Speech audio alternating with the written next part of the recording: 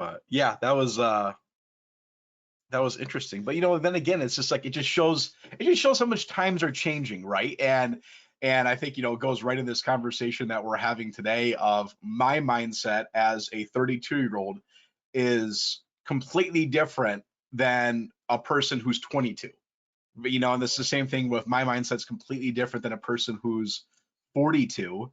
And it just goes to this idea of how change needs to continue to happen inside of every workspace environment, because the way we view technology, the way we share content is completely different than what I thought. Hey everyone, I want to welcome everyone to the ARM Exchange public webinar. Thank you so much for joining us today. We're going to just wait maybe another half minute to give people time to connect. But thank you very much for joining us today. We have a very exciting panel discussion for today.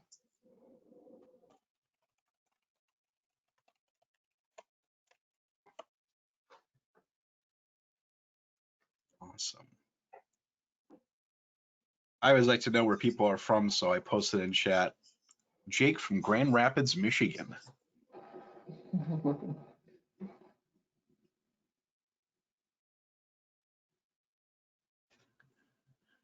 Okay, why don't we get started? We have a pretty full agenda for today.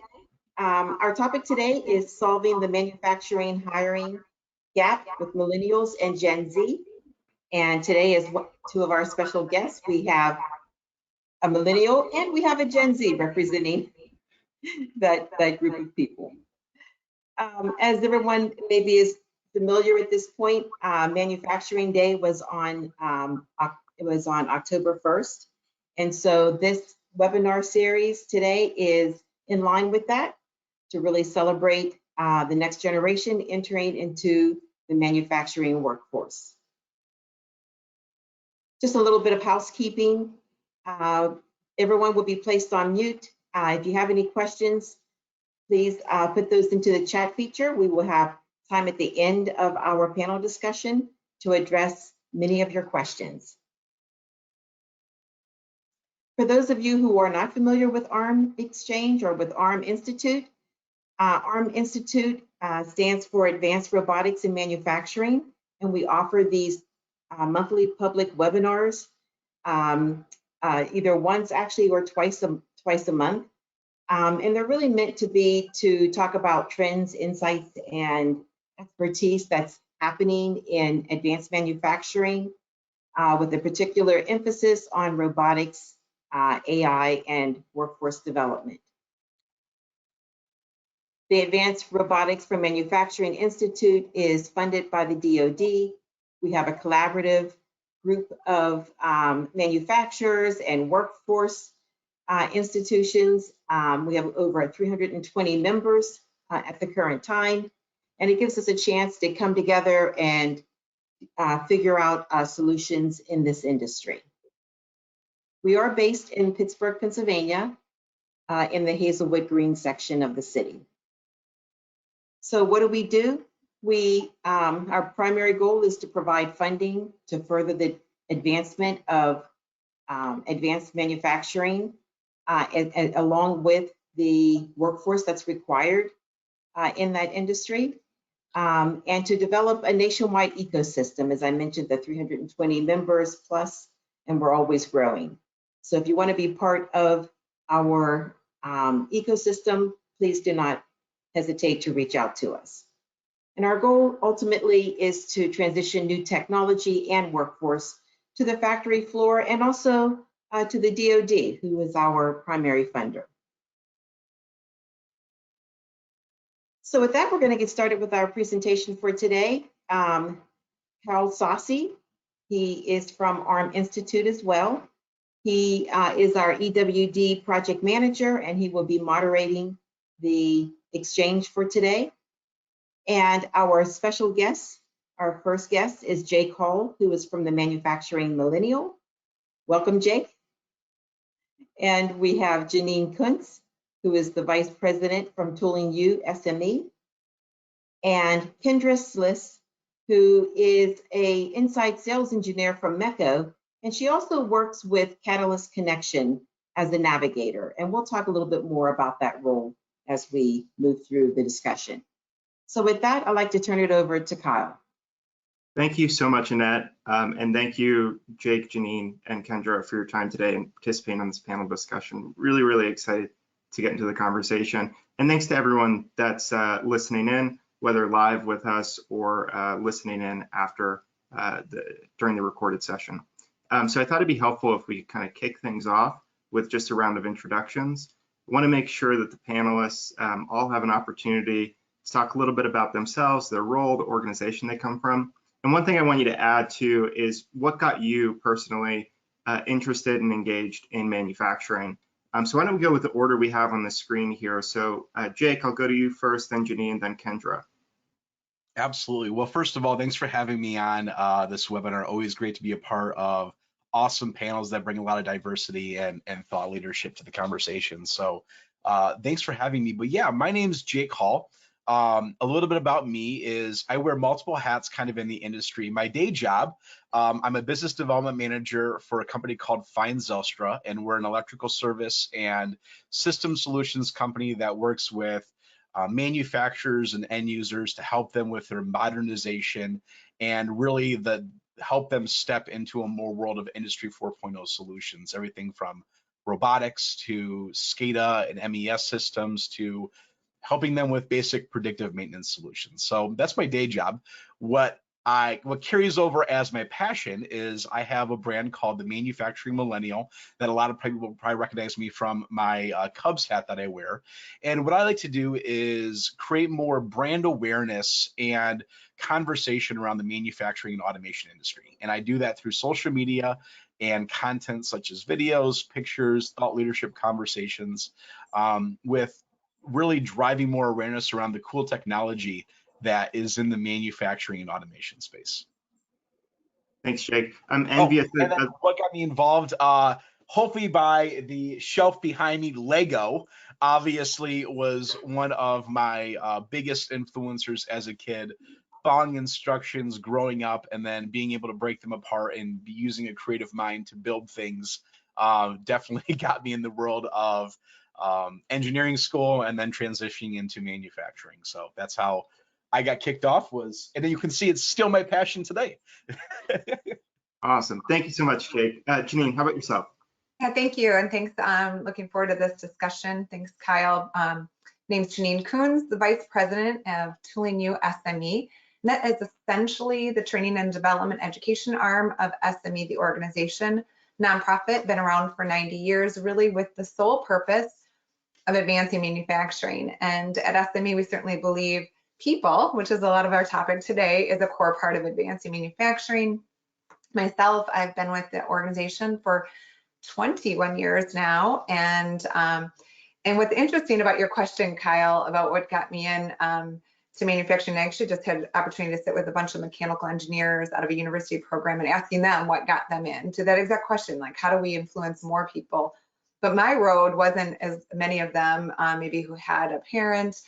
I really didn't know a lot about the industry and I felt cheated once I got in. So I came from a totally different space and came into manufacturing 21 years ago at SME and fell in love with what it stood for is an embodiment of an industry, what we do, what we create as manufacturers, and the importance it has on society, our standard of living, our national security, and the jobs that are part of it. And I guess that's what's really interesting and has probably motivated me for 21 years to stay part of it and become dangerously close to being close, know enough to be dangerous role, because I didn't grow up an engineer or a technician. But it's a core part of what I think is the interesting element that hopefully we talk about today is how do we bring light to that?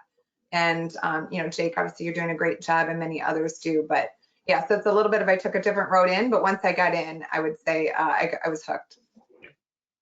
Terrific. Kendra, how about yourself? Hi, everybody. Thanks for having me. I'm really excited for this conversation today. So my name is Kendra Liss. I'm an inside sales engineer with MECO. We're based out of Cranberry, PA, and in my role there, MECO is specializes in marking and traceability in different industries like automotive, aerospace, medical, medical and just manufacturing as a whole. And so what we do is I work with companies day in and day out on our laser and pin marking systems to help improve tracking and traceability on all those products throughout their production cycle, whether it be a small chip or a marking, cosmetic marking on a pen. It can be a really wide range. So I work with a lot of different industries in that sense. And then on my other hat that I wear is I'm a manufacturing navigator as part of the inaugural class with Catalyst Connection. And so part of my job there is what I do is talk to younger generations and just increase the awareness and readiness about entering careers in manufacturing, just kind of getting it part of the conversation, because I think that's something we'll dig into today. Just knowing and being aware of it is half the battle as we try to bridge this gap in manufacturing. And how I got into manufacturing, so my background's in engineering and I like to solve problems. And so I went to school to be an engineer, to be a problem solver. And it's been really cool to get to experience like the things I'm working on today could not even exist 5 years ago. So I like the idea and the excitement of creating the next new thing. Thank you so much, Kendra. And thanks all the panelists. I'm really glad that you shared what got you excited, because I think serendipitously you picked up on a couple of the main themes that we'll end up talking about. You know, this idea that manufacturing is an outlet for creative thinking, passions that you maybe had as a child for building things and working with your hands. And then Janine, similar to you, when I got into this space, I was just blown away by the amount of activity that was going on and that kind of communication gap to the public. So as we kind of move from introductions into the main discussion, I thought we could maybe start by framing this problem. So Janine, I'm going to go to you first for Tooling U's perspective. You know, you've put together this series of really informative white papers related to the webinar topic today and even other subjects. One of the most illuminating for me going through was titled Solving the Talent Challenge, and that's really focused on Millennials and Gen Z and how we get them transitioned into the manufacturing workforce. Can you share with us, you know, some of the key findings of that report, or more generally, how Tooling U views this challenge of manufacturing skills gap across generations? Yeah, happy to do that. And didn't mention this during kind of that brief introduction, but Tooling U-SME and the role I oversee, I mentioned, was training and education. And we get the opportunity to work with employers of all sizes and schools. So from the high schools and universities, communities, and then the employers. So everyone from the largest manufacturers in the world down to the all small organizations. And so, Kyle, that gives us insights into some of those challenges on a macro scale, and then all the way down into the local communities and then into a company. And we also then get to see what's maybe causing some of those challenges and maybe what are some of those solutions. So we certainly try to put out different white papers to really encourage this idea of people and the aspect of people. One thing that's interesting about manufacturing is it's such a technology-rich industry, right? But you and I said we kind of got really engaged with the excitement of what manufacturing means. And sometimes, to our manufacturing friends, hopefully on this webinar, technology seems to sometimes dominate a little bit more than the people side. So sometimes we get a little bit so focused on the next new technology and the next new materials and processes, we sometimes forget the elements of our number one, what we feel like our number one asset, which is the people. And so as you look at this topic of people and it being a competitive differentiator, SME went about looking at it from the first time ever. We have 5 generations in our workforce, you know, certainly as we now have this Gen Z that entered more recently with the alphas coming up right behind us. And the idea was to say, here we have, and I think we all touched on it in our introduction, here we have an industry that we all think is the coolest industry ever and has all this opportunity, yet we have hundreds of thousands of jobs open, projected to continue to increase. And then we have now, I think it's about, I have this 50% of the US population is under the age of 40. And we have more millennials than we do boomers in the workforce. So we have all these dynamics that are kind of happening. And yet we probably haven't always changed our practices and we haven't always changed maybe our views of things. And so the report we put out and what we intended to do was really to try to shine light a little bit on those uniquenesses. But one thing, Kyle, I would say is just like anything, and I'm a proud Gen Xer, we can't generalize, right? Though, I mean, I think we can certainly profile because there are differences, right? Just naturally because the environments and the time we're raised, whether those are economic environments that we're raised in, some were raised in more depressed times, some were raised in boom times, right? So those affect us as individuals. However, I think we all know I have boomer characteristics. I just shared, I play Fortnite. So I have my own, TikTok that I don't do TikTok. I watch it, I look at it. But so point being, I think we all have characteristics that can kind of spread across generations, but understanding those, Kyle, and how those maybe affect our practices from a human resource standpoint, a leadership standpoint, an environment standpoint really become critical. And so as we investigated this, it was really trying to be honest, I think sometimes we can say negative things about the new generation. Are you hearing an echo there? No? Yeah, I maybe the other panelists, put yourself on mute. So, yeah. Thank you. Sorry about that. I just heard an echo. And so I think sometimes we start off with some of the negative jokes, right? And we all do it. I don't know that it's a helpful state, right? Instead of trying to embrace the positives of the differences. And one thing that I will say as we kind of talk throughout this webinar is we really try to encourage people to say the things that we could share here, what we learned that we find are attractive to Gen Z and also to millennials, to be honest, are very attractive to me too, as a Gen Xer. So there's very little that we kind of come across that we don't say. For example, millennials and Gen Z, they're more interested in very clear career progression, right? They want to have promotions that are competency-based versus tenure-based. Well, I mean, who doesn't like that too, right? They want to understand what the purpose of their organization is and their mission. Probably not bad for all of us to understand, right? So there's a lot of those elements that, again, if we think about, not bad to invest in some of those changes, because really all boats rise and all employees benefit. No, Janine, those are all fantastic points, and I really appreciate you bringing up this kind of urgency to not generalize, because oftentimes, there may be macro trends at work, and we can pinpoint, oh, millennials are all like this, right. But maybe the target audience that we're trying to attract is different than that, or it's just underselling the diversity of these audiences and how much similarity across the generations there exists.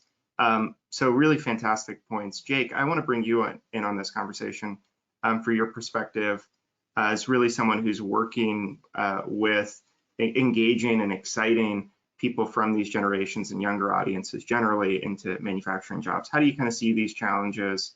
What are some things you've noticed in your work?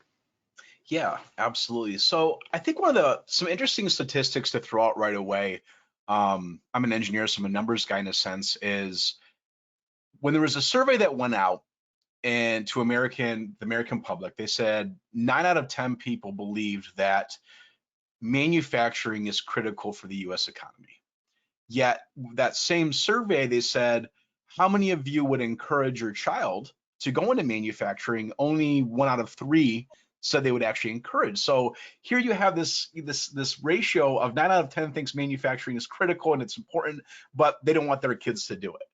And I think there's this misconception that's always been around manufacturing, that it's always this, the 3 Ds. It's this dirty, dark, dangerous environment. Sometimes there's the 4th D that's thrown there, that's this dull one, that there's no innovation. It's not exciting. It's where the dumb people go when they can't go to a 4-year education to be a part of it. And I think what we need to do is we need to go into of taking this misconception and change it. Millennials are the future of the US economy. By 2025, 75% of the global workforce will be millennials. So between the ages, I think of right now, like 22 and 40, that's going to be 75% of the global workforce. So, I mean, obviously this generation is the future of the economy and manufacturing, but why is that the case? What do we need to do? And going back to your question, what do we need to do to dispel the myth that manufacturing is not a good career choice? And I think it's a few things that we need to look at. We need to go out and say, no, manufacturing is one of the leaders in innovation. It's one of the leaders in technology. It's one of the leaders in a lot of these cool solutions that we didn't think were part of manufacturing. You look at, for the longest period of time, if anyone who was smart in engineering was in engineering, but then when the dot-com era blew up, the app era blew up, this whole entire idea of computer sciences and programming, a lot of those skills went to this industry because that's where they saw the technology. And I think one of the things that we need to recognize is look at all the unique technology that's happening in manufacturing now, from virtual and augmented reality to AI to robotics to autonomous mobile robots. So I was on another panel this morning where Amazon has 300,000 mobile industrial robots that go within their distribution centers and warehouse centers, 300,000, and they have 400,000 employees. So here, Amazon thinks of this as almost a 1-to-1 ratio of workers next to robotics. And I think a lot of times and Amazon's a relatively new company. They have a lot of greenfield sites. Why is it that manufacturing has been around for a long time isn't taking that same approach of how robotics can work side by side? But the other thing I think that we need to look at from an area that I share content around is a lot of times millennials are looking for purpose, and they look for purpose over paycheck in a lot of circumstances because they want to be impactful with what their decisions are and what their jobs are. And I think a lot of times manufacturing is always, oh, we just make product and that's it. Or I go into this site and I go 8 to 5 or 6 to 4. I work the dead shift from 10 p.m. to 6 a.m. And that's all I'm doing. I'm just making product. We're not really, as manufacturers, driving the purpose of what they're doing. And I think that's the other thing that I like to share in my content and videos is the unique technologies and the wide adoption that manufacturing has, where if it's every single product that we touch was made or was built, and sharing those stories of how important manufacturing is to our daily lives and the cool technology behind it, I think is one of those important things to do. Jake, that's terrific perspective. Thank you for sharing it. And I really love this idea. Oh, yeah, Janine, would you like to add something? I jump on because I just came across the report earlier before this, and exactly what you just said, Jake. And it's interesting. I think all of us, who are close to manufacturing and spend our daily lives in it, when the pandemic hit, right, and PPE was an issue, and couldn't get toilet paper, you couldn't get hand sanitizer, right, and the world didn't really understand the aspects of making things or making things in your home, or right, and this idea that Ford and others came together, right, and GM, and tried to help make things that were not normally part of their daily lives in terms of manufacturing. And just a little quick stat: Gen Z respondents expressed a new appreciation for the industry after the pandemic. 56% said their views of manufacturing changed because of the pandemic. 77% said they view manufacturing as more important. 54% said they had not considered frontline worker, working jobs as a potential career, but 24% are now open to exploring. So again, not huge numbers, but it did bring a light, Jake, I think, to your point. It's still like something we really have to expand on. So I'm, 100% in agreement with Jake that there's just not this clarity of the importance of our industry and the cool things that we do. But at least there's maybe a momentum to kind of leverage some of what kind of came into every single American household at once, right? There's just this opportunity to harness that and how important it is to our daily lives. Yeah, no, I think that's a fantastic point. And both kind of outside the pandemic, prior to, but especially highlighted by it, huge excitement and renewed interest, I think, in these areas. Even just discussions about reshoring supply chains, the necessity of that from a national security perspective, or just making sure that shelves are well stocked.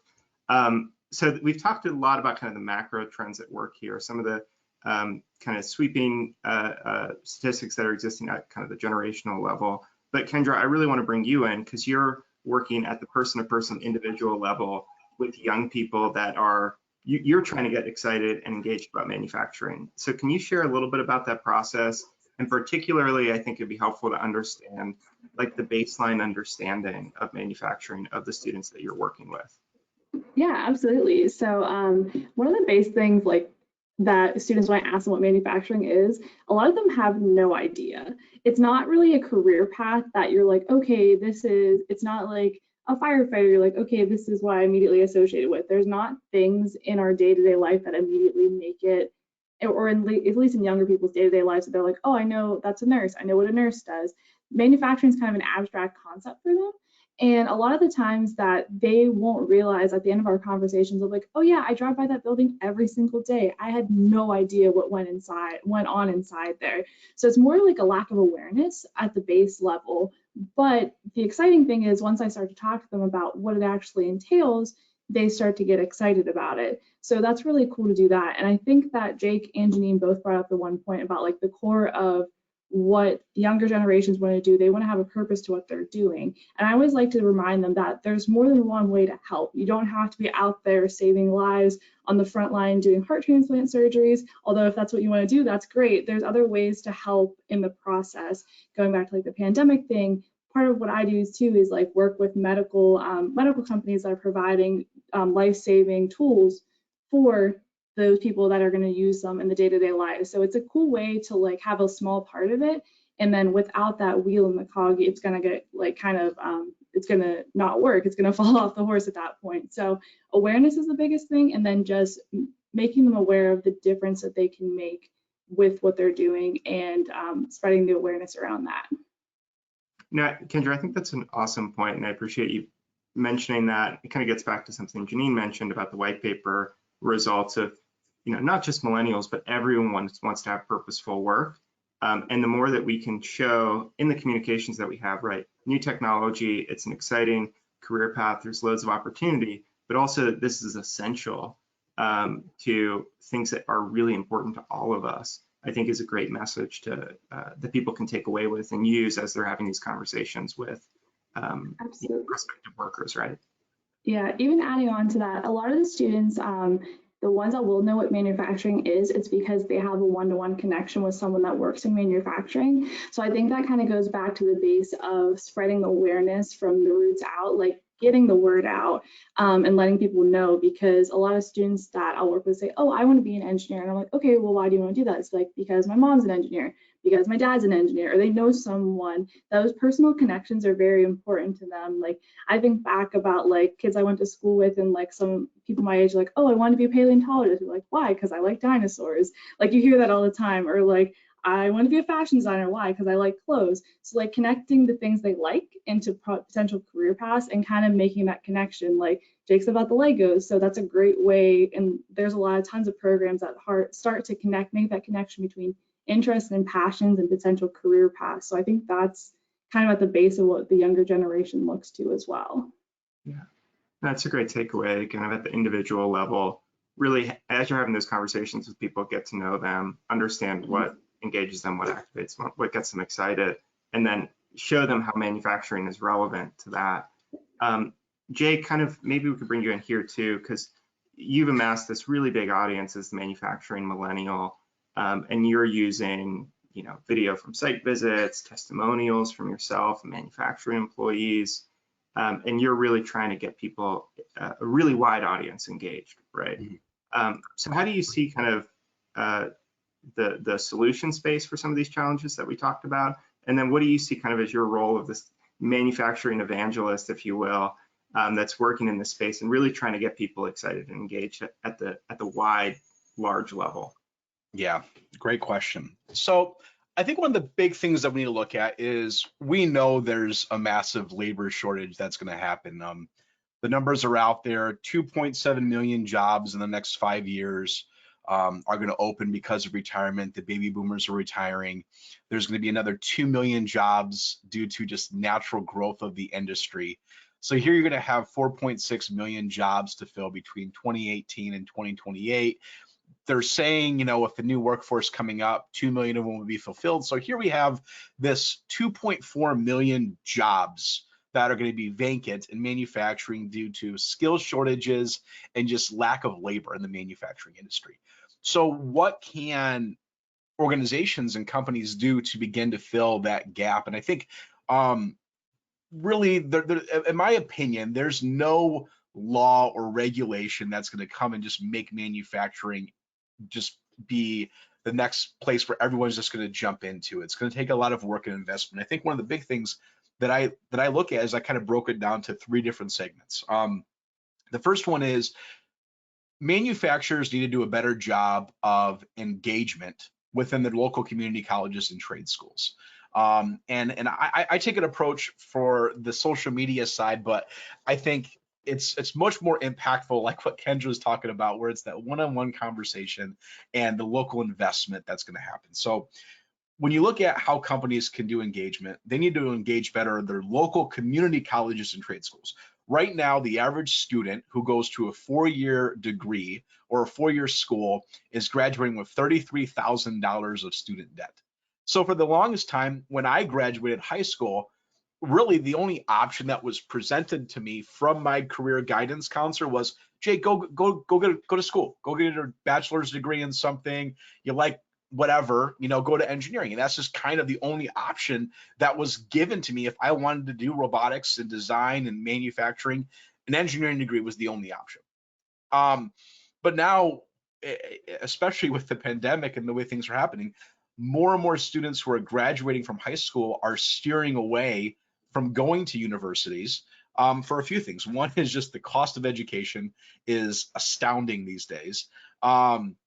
And they're choosing to look at other educational options that are much lower cost. So they're choosing to go to 2-year associate schools to get technical degrees while living locally or at home. It just saves them money. So here you have a new upcoming generation that's leaving the 4-year degree, going to the community colleges. And here you have manufacturers that have the opportunity to influence these colleges.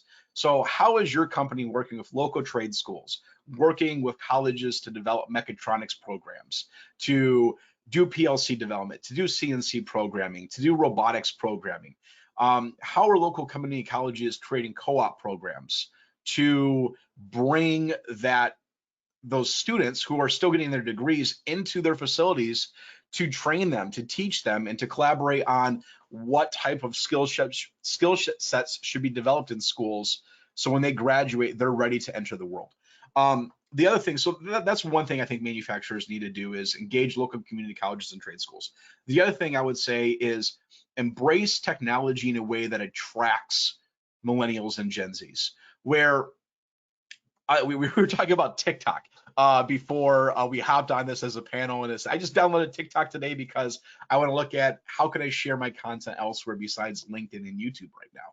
And right now, my younger generation and the generations that are going to follow me, we grew up with technology and access to every single point of information in the world in our hand.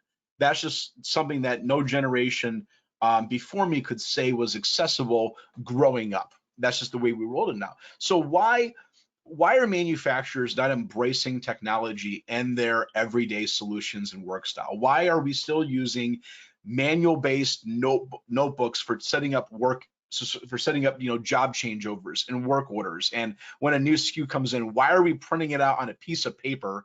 And that's our control process for building something. Because let's face it, that could be thrown into a locker. A new revision could come out and you have absolutely zero quality control over that. Why not make it a digital solution, which all of us are already used to looking at phones and iPads and computer screens to access that information? And how can you take a technology that we're already familiar with and do that?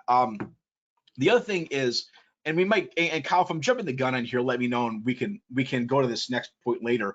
Employee retention is better than employee training. And I think that's a lot of the times that we lose focus on is, yeah, this webinar is on how can we attract the next generation of millennials and Gen Zs to our workforce. But a lot of times we don't ask the question, what are we doing to keep the ones that are already there?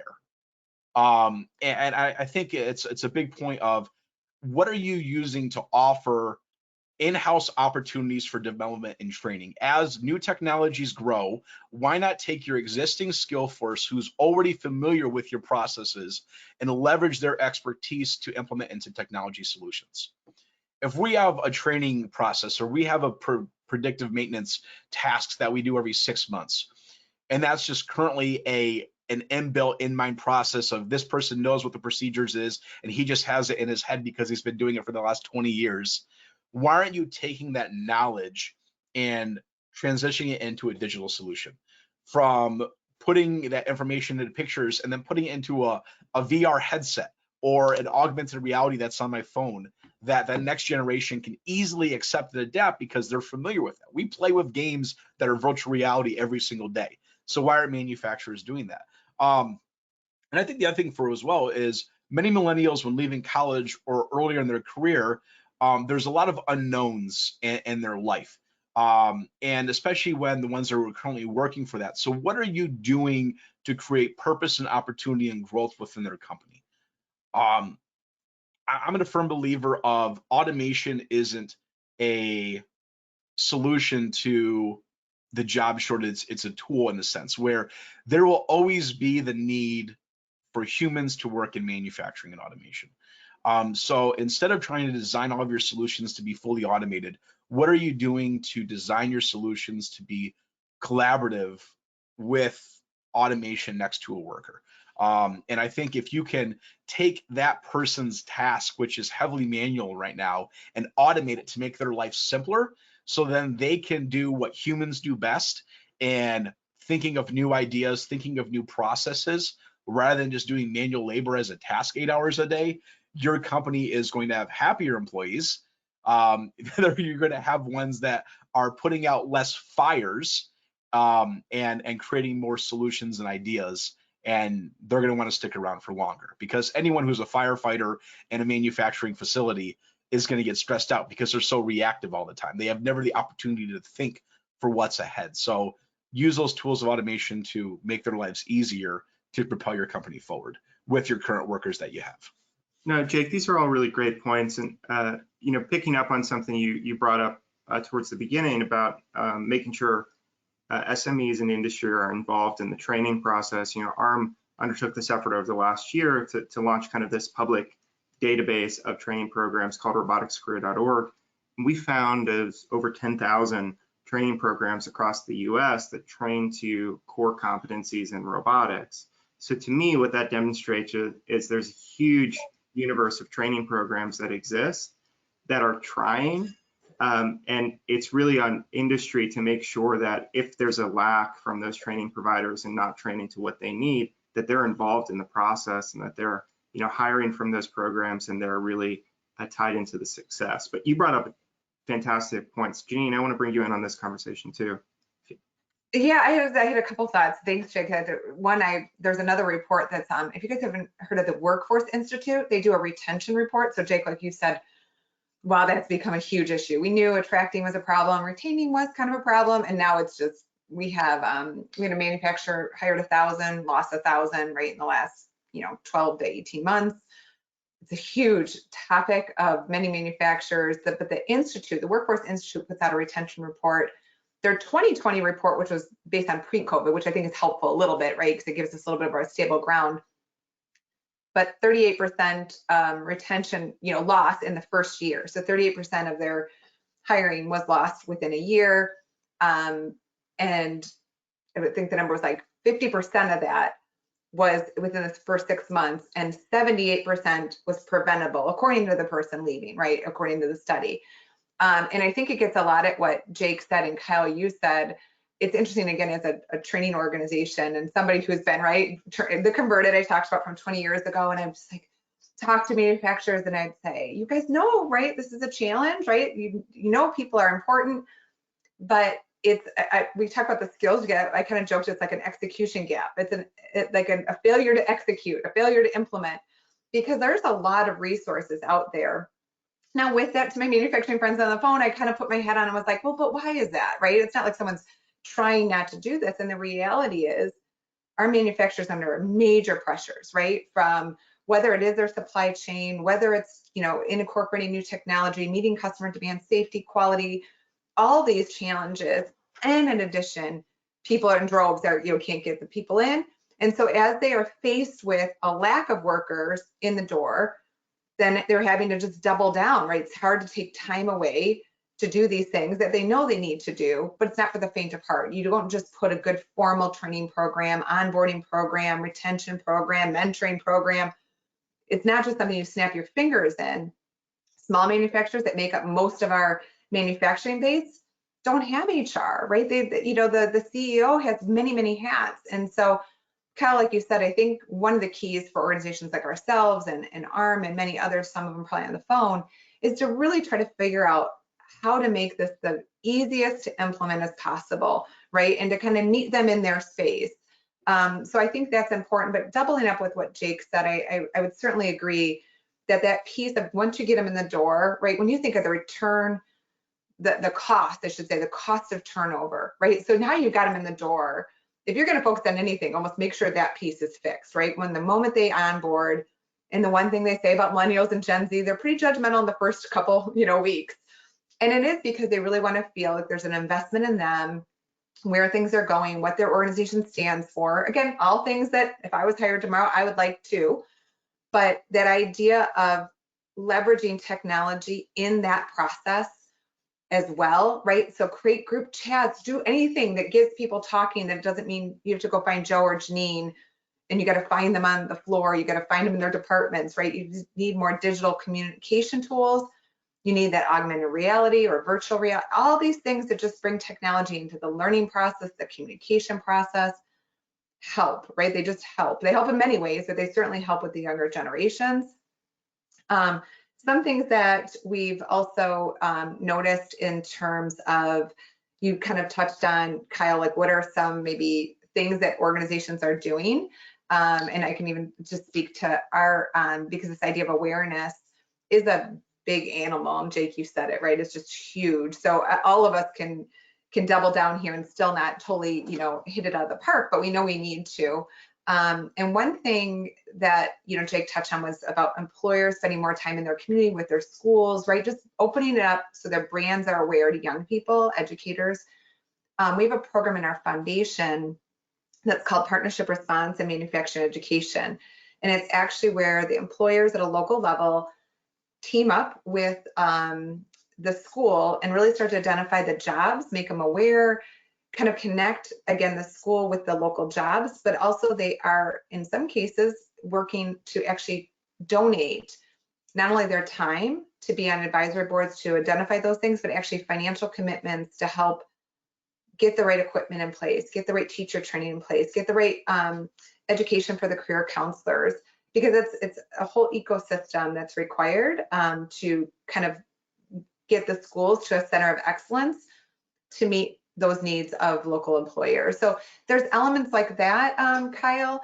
And I would say another thought I had was around this competitions, anything we can do. And I think, Jake, you may have touched on, I know you said Lego. I didn't know if you're part of the Lego League or part of like First Robotics or VEX or NRL. There's all kinds of great robotics. And then if you're familiar with Skills USA, SME created for new technology, which has a little bit more attraction to females, to a little bit, sometimes the arts is additive, 3D printing, had a little bit of a unique kind of new technology that we wanted to expose to all populations. And we created a statewide competition that leads up to the national competition at Skills USA for 3D printing, additive manufacturing. Again, just to try to get as many young people that exposure, because not everyone's going to get that from their parents, unfortunately. So we need to kind of infuse it as much as possible into the school systems as well.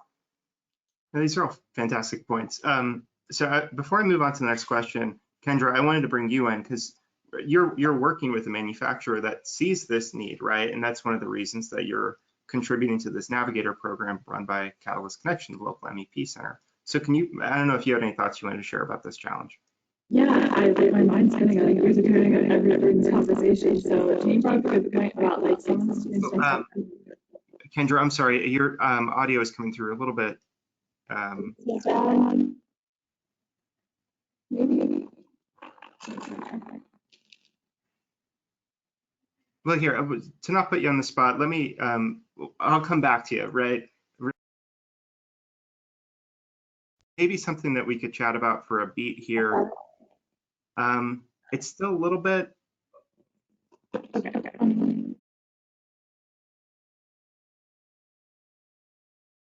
While Kendra's working out the audio issue, maybe for a beat we could talk about, and Janine at the top, you kind of blew up my categories here because I was all focused on Millennials and Gen Z, But maybe we can add 2 more categories to this conversation, which would be like pre-employed people and people that have been in the workforce that maybe feel like they're underemployed, or that the careers that they're involved in just aren't speaking to their passions. So we've talked a lot about kind of that pre-employment audience. How do you get young people interested in pursuing manufacturing? But we haven't talked a lot about how do you take that person that's maybe working a service sector job and get them transitioned into a more stable, more fulfilling, brighter career pathway, career like you'd find maybe in a manufacturing operation, and then maybe speak to some of the resources that Tooling U has available to people looking to explore these types of careers. Sure. Yeah. And you can hear me okay? Audio's okay? Yes. All right.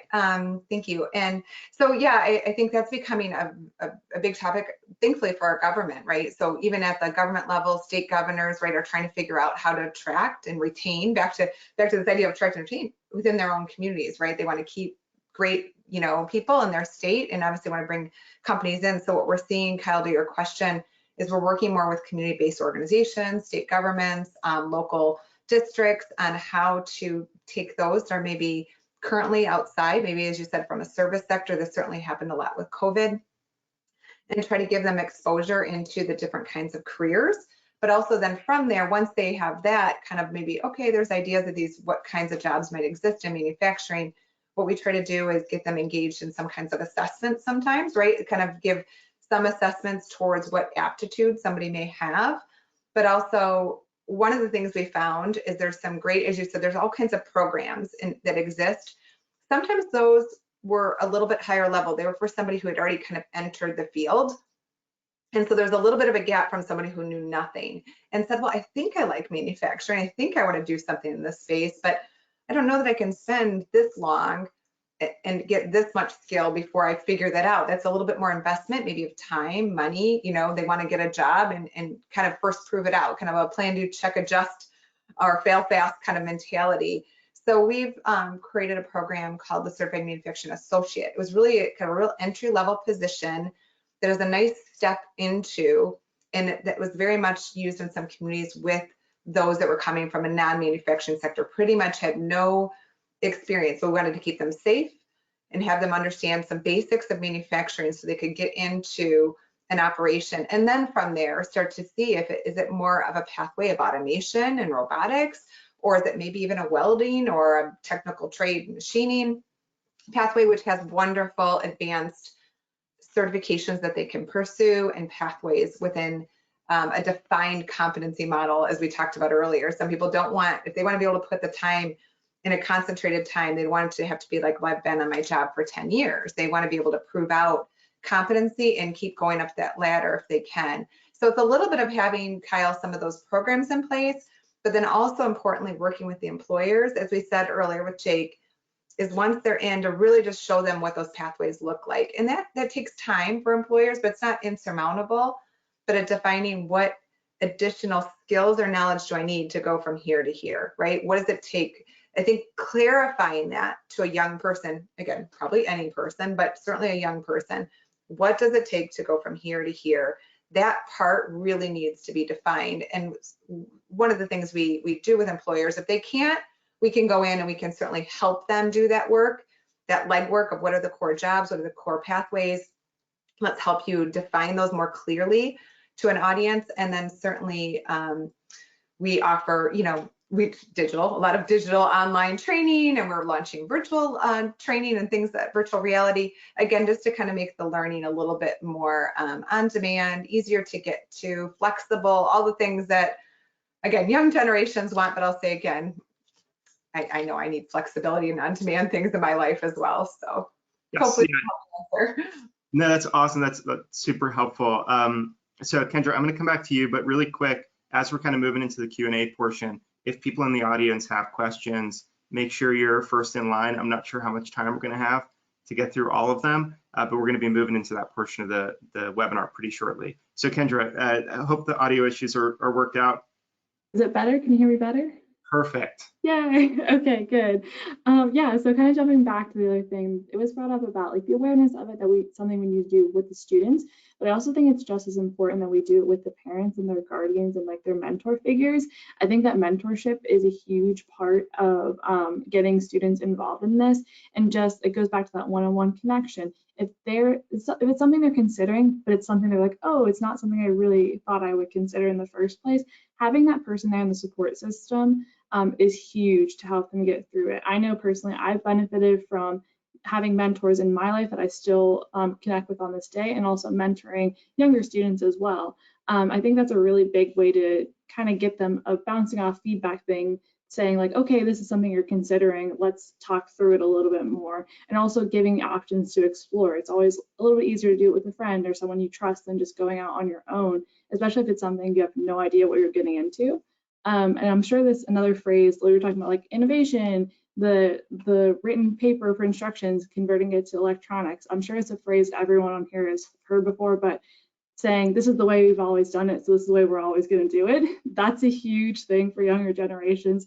That almost is like, okay, then I don't want to do that, because if there's no wiggle room, that's going to be an immediate turn off for them. So instead of saying that, maybe posing the question even early on when students enter careers or younger generations get into the workforce, how could we do this better? What do you think to improve? Getting them involved from the get-go in that process, and also giving them the comfort and the safety net of knowing it's okay to fail, because I think that can be a lot of pressure too on them. So making that innovation and that changing and improving process a flexible working relationship versus you got it right or you got it wrong, I think that helps to foster a lot of communication, innovation, and also improvement on overall structure of the company. So yeah. Awesome. I'm so glad your audio issues resolved, because that's an awesome point. I'm glad you're able to make it. So before we go into Q&A, we talked a lot about kind of what industry can be doing. We talked a lot about what training providers, talked a little bit about kind of what those ecosystem or support type groups can be doing. Maybe we can kind of close things off with that individual level. So say, Jake, I'm a millennial or Gen Z, and I'm in the audience today. And what I'm hearing is really exciting to me, and I'm getting very engaged. I'm starting to look at this as potential career pathway, pursuing a job in manufacturing. What's a practical next step or set of next steps that I could take to keep exploring this and keep kind of engaging that new interest that I have? Yeah, I think one of the big things is get connected. I think that's a lot of times what's most important in the industry is get connected with people who you find inspiring, or new technologies that you think are cool. Not to do a selfish plug, but connect with me on LinkedIn and tell me what you're passionate about. Do you like robotics? Do you like AI? Do you like vision? Do you like there's so many different types of innovations out there. And then communicating and asking, I think, is the next step of learning out what just is in the industry, because there's so many diverse solutions in the industry.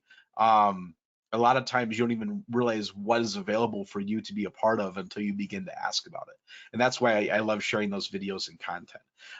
Another thing is get involved with organizations. If you're at a local area and you're looking at, hey, we're probably not high school students watching this webinar right now, but if you're, a person who says, maybe I want a career path and I don't know where to start, talk to your local community colleges, find out if they do have a robotics program, hop on, the web resource that you mentioned earlier, Kyle, and, find out what local resources are available for you, because you can hop on that website and look and determine where there's local classes depending on that region. Is that correct? Yeah, and roboticscareer.org, it's a free Resource. Anyone can use it. Thank you for the plug. So right there's a plug. So connect with people and don't be afraid to ask questions. I think that's the one thing that's also really, really amazing about the manufacturing community is we want to share. As Jeannie said earlier, when the tide rises, so do all ships. And we want everyone to succeed right now, because really the state we're in with manufacturing, it's not about us, and it's not about one individual company more. It's about the organizations and the industry as a whole. And that's the only way we're going to grow and succeed. Thank you, Jake. Janine and Kendra, any closing thoughts on this? I was just going to plug roboticscareer.org as well, but and maybe just a thought for adding to it, and because I know we have to leave a minute, is And Kendra, you kind of touched on it, knowing that maybe there's not younger people, but if you could be a mentor to a young person who does say they're interested, or go find someone who you want to mentor for a career. Unfortunately, career counselors are very much tied up in discipline and scheduling of classes and high schools and different things. They don't get as much time to explain careers.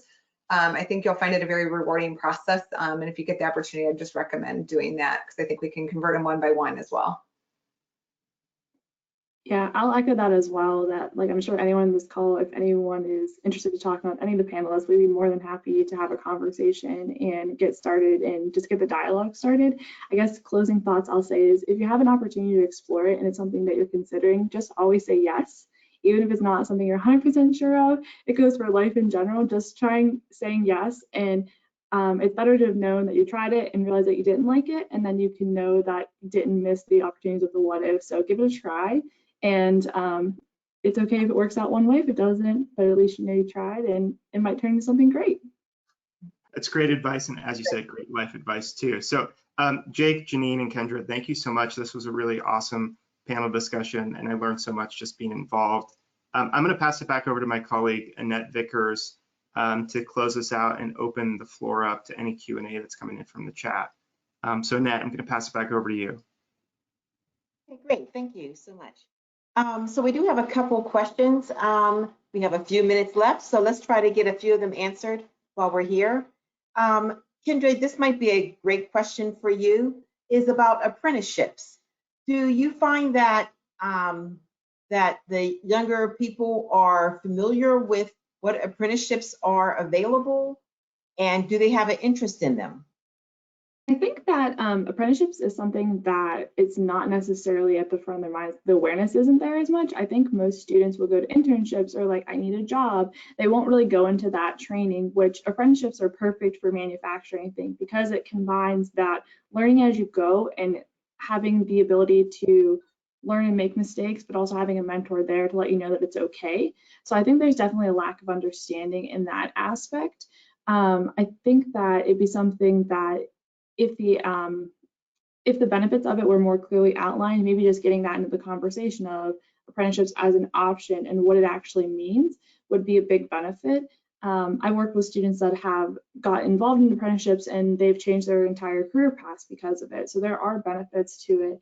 And I think just stressing the impact of you can start your career right away. It's like a learning time, but also you're hitting the ground running at that point. So definitely attractive to younger generations, getting the word out as well. Great, thank you very much. Another question is, if we get the young person interested, how do we convince mom, dad, grandma, the parents, so forth, that they're making a good career choice? Is that still a concern? I guess I can jump on that one as well, unless I think that it's definitely, as far as like working with the Navigators program and like just my work that I've done and day-to-day life, you don't normally get the parents, like they're not in the classrooms with us. So I don't always necessarily see the background of it, but I think it goes back to my point of just increasing the awareness of the manufacturing and the career paths and making the parents and guardian generation, just letting them know that it is a good choice. So to kind of like not have that come up as an issue because they already know it's a good choice, like getting them aware of that. I know that Catalyst does the What's So Cool About Manufacturing program with the video chats, which is an awesome way to kind of do the whole family is involved in that. They have like an award ceremony. So it's a really cool way for the students to show off their work and get them to be proud of what they're doing. So I think it's kind of hard for parents and guardians to feel like, oh, I'm really proud of this. I did a lot of work for this. Like seeing their students get excited, it kind of goes back to that as well. It's going to re-encourage them that they're making the right choice. One final question and then we'll close. And this might be more towards Jake or Janine. How do you help small and medium manufacturers see the value of connecting with these community colleges that was mentioned, or the vocational schools? I mean, obviously they have a lot of things on their plate. So how do we help them see the value of getting more engaged? Jake, I can take it if you want. Yeah, go ahead and start, and if there's anything I want to add. A quick comment. I mean, it's, it's a good question. I hope it's, kind of a little clearer, right? Because I look at it as a supplier of the number one asset, which is people. So from a standpoint of businesses, just like they look at a supplier of different components, they should look at the school system as a supplier of their people. And getting them engaged, I can just say from the companies that, so it's a good question of like, how do you tell them? But maybe it's demonstrating by those companies that get engaged, they get to see some of those best and brightest coming through. They get to influence, help advise the program, because again, educators need some of that assistance too, to kind of hear from the local employers. But Jake, I'm not sure if you wanted to add anything, because I know we're running out here. Yeah. I was going to just add on to that, saying small to medium-sized manufacturers are local, and what you want is local talent, and local community colleges is where the talent's at. So if you're having a hard time finding opportunity and finding the skill sets that you need to help grow your small to medium-sized manufacturing company, there's no better organization to do that with besides your small local colleges and talent. And that's where there's opportunity at, because that small local college is looking for opportunity to grow their program. And if you can collaborate with them to develop apprenticeships or develop co-ops or internships built into their educational program, you're creating opportunity for future graduates to get real world experience before they hit the world. And Jeannie, you probably have the numbers out there as well, but I know when I went to college and I got my co-op program, there was a 99% hire rate out of the school when graduating to the local manufacturers that did those co-op programs. So here you have the opportunity to educate, to create new programs, to create skill sets for your future employees before they even begin working for you. Well said. And nothing is more valuable than having a conversation with that director or that board at that college saying, this is what we want. Because of course the educational system is going to want to curate their curriculum around what the industry needs, because then more people are going to want to become part of that program in that school. Very good point. Okay, well, thank you so much, Jake, Janine, Kendra. I think that was a very stimulating conversation, and hopefully it's given everyone some ideas. These were some of the references that were mentioned throughout the discussion today. We have the roboticscareer.org site that has all of the robotics programs across the country as a resource for you.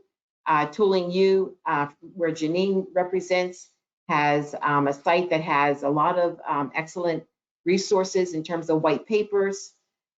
Jake is from the Manufacturing Millennial, and he has a lot of ideas, videos that can maybe be used to attract some people into the industry. And we didn't get a lot of we didn't get a lot of time to talk about the Navigator program at Catalyst Connection, but that might be something that you might want to look into that Kendra's involved in. So if you'd like to reach out to the people that have presented today, to some of the panelists, please feel free to do that.